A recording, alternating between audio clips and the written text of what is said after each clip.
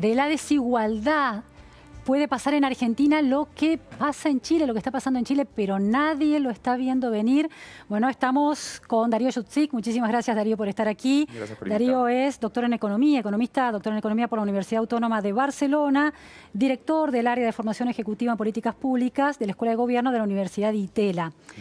Darío, tenés una serie de trabajos siguiendo esa curva de desigualdad en Argentina y además comparación con América Latina.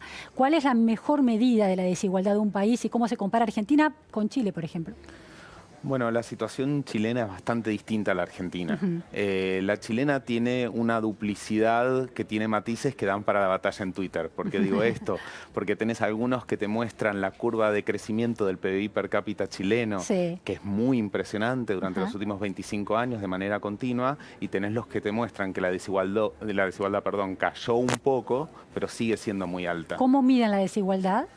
Tenés distintas maneras de medir la desigualdad. El índice de Gini es el más conocido. ¿Cómo es? Explícanos, por favor. El índice de Gini es un índice que tiene una escala de 0 a 100, con lo cual es muy intuitiva, porque yo te digo que el índice de Gini en Argentina es 42, y vos te imaginás una escala de 0 a 100 y nuestra concepción decimal hace que sea muy fácil las comparaciones. ¿100 es lo peor o es lo mejor? 100 es lo peor. Es decir, que una sociedad que está en el 0,40 está en la mitad, digamos, de la tabla. Correcto. Chile, en términos del índice Gini, ¿cómo está? 0,49, 0,50, pero viene de unos 0,57 de los 90, digamos, ¿no? De regreso, cuando vuelve la democracia, está en 0,90, claro. Está muy alta, bajó durante esta fase de crecimiento, pero sigue siendo muy alta. Bien. ¿Y Argentina? Argentina nunca llegó a los 0,50. Argentina tuvo un aumento, tocó el 0,50 durante la recesión del 2001, la crisis de 2002, que fue una etapa muy excepcional. Pero la desigualdad de Argentina estuvo entre los 0,30 y picos tradicionalmente hasta los 0,40 que aumentó en los 90 y volvimos a por ahí. Estamos ahora más o menos en 0,40. ¿Cómo esas caídas de la desigualdad en Chile, aunque están en niveles más altos, o en Argentina, más allá de la crisis particular de 2001, ¿con qué tiene que ver? ¿Con qué variable tiene que ver? ¿Es a partir de esfuerzos del Estado o es otro tipo de cuestión? Todo influye, principalmente es el dinamismo del mercado de trabajo. Un mercado de trabajo dinámico, inclusivo, es el mejor motor para un crecimiento económico con inclusión, es decir, que no pase lo de Chile, ¿no? Que crezca mucho el PIB per cápita, pero que también la desigualdad se reduzca y se llegue a una paz social, digamos. Claro, porque el PBI per cápita muestra la capacidad productiva de cada uno de esos pobladores o ciudadanos, pero no cómo se distribuye efectivamente ese PBI. Claro, es un promedio, es la capacidad de producir bienes y servicios de una economía dividida por su población. El salario y la cantidad de trabajadores, el porcentaje de trabajadores, es una mayor muestra de los niveles de distribución de la riqueza. Correcto, y entre Chile y Argentina tenés algunas grandes diferencias y algunas similitudes también. A ver. El mercado laboral chileno, al igual que el argentino, tiene mucha informalidad. Es un mercado que lo llamamos dual, segmentado, porque la realidad laboral de la gente que vive en la informalidad o sin contratos laborales y protección al empleo, vive vidas muy distintas que la gente que sí lo está. ¿Qué porcentaje en Chile y qué porcentaje en Argentina está en la informalidad? Similares, en torno al 40%. La diferencia es que en Chile persisten rasgos de etnicidad y de separación demográfica de poblaciones que por pertenecer a pueblos originarios o por cuestiones étnicas no encuentra esa llegada al mercado laboral activo, que es una situación que en Argentina no tenemos. Claro, segmentación racial, por ejemplo. Por llamarlo de alguna manera. ¿En Argentina eso no se da? ¿En los sectores? No se da con la intensidad que se da en nuestros países vecinos. Claro.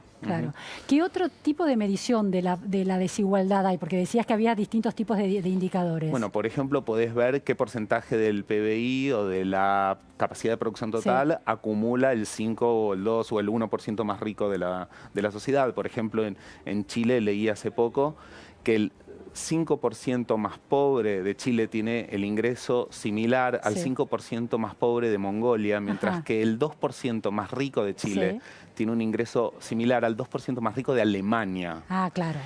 Esa es una distancia abismal, abismal. El 25% del PBI está acumulado entre el 1%, 2% de las familias más ricas de Chile. Eso habla de concentración. Concentración. ¿Y en la Argentina cómo se da esa concentración? En Argentina es diferente y yo creo que la principal diferencia estuvo en algunas instituciones de protección laboral, sí, de sindicatos, de negociación colectiva, que habitualmente los economistas mencionamos como un impedimento a la productividad, claro, como un impedimento a un mayor crecimiento, pero que en Argentina han generado un colchón claro, social, unas clases medias, que en este momento estamos en una recesión muy fuerte, claro. pero que históricamente han generado un colchón para no llegar a esas tensiones sociales como hay en Chile. Y en términos de porcentajes, ¿cuánto de la población mejor posicionada tiene la mayor cantidad de respecto al PBI?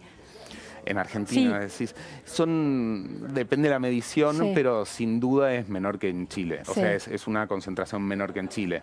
Por ejemplo, en Chile tienen un sistema provisional de capitalización, un sistema de jubilación de capitalización.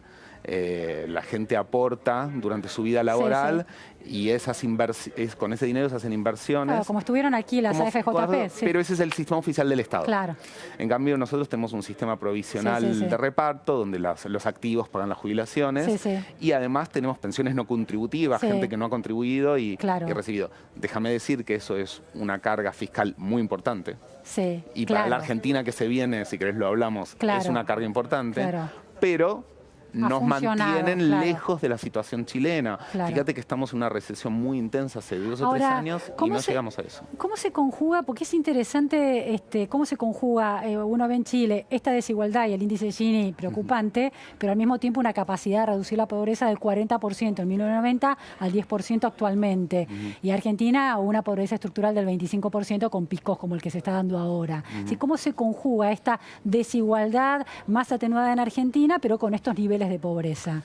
Bueno, en primer lugar, la desigualdad y la pobreza son problemáticas muy distintas. Vos podés tener un país muy desigual con baja pobreza o un país muy poco desigual y con alta pobreza. ¿Y qué tenemos que preferir?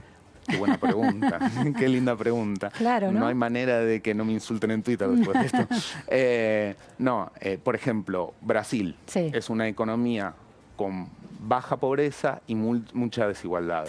India es una economía con alta pobreza y baja desigualdad. La economía india es relativamente homogénea. La gente es homogéneamente menos rica en promedio. Entonces, ahí es un debate de política pública muy relevante y nos acompañó en escuelas de pensamiento económico a lo largo de todo el siglo XX. ¿Y eso también un debate de qué modelo de sociedad se quiere? Por supuesto. Entonces, este modelo argentino que supo dotarse de sindicatos, de negociación colectiva, de convenios de trabajo, que son anticuados, que requieren reformas. Los convenios actuales, muchos son de los 70, los modelos sindicales de la segunda posguerra, requieren reformas, pero nos han dotado de un tejido social más rico que nos genera, o sea, excepto las grandes manifestaciones del 2001, 2002, creo que en Argentina hemos sabido preservar los valores democráticos y la convivencia. Ahora, Darío, el tema de esta Argentina de clases medias, bueno, en crisis también, ¿no? Pero que históricamente ha reforzado el posicionamiento de clase media,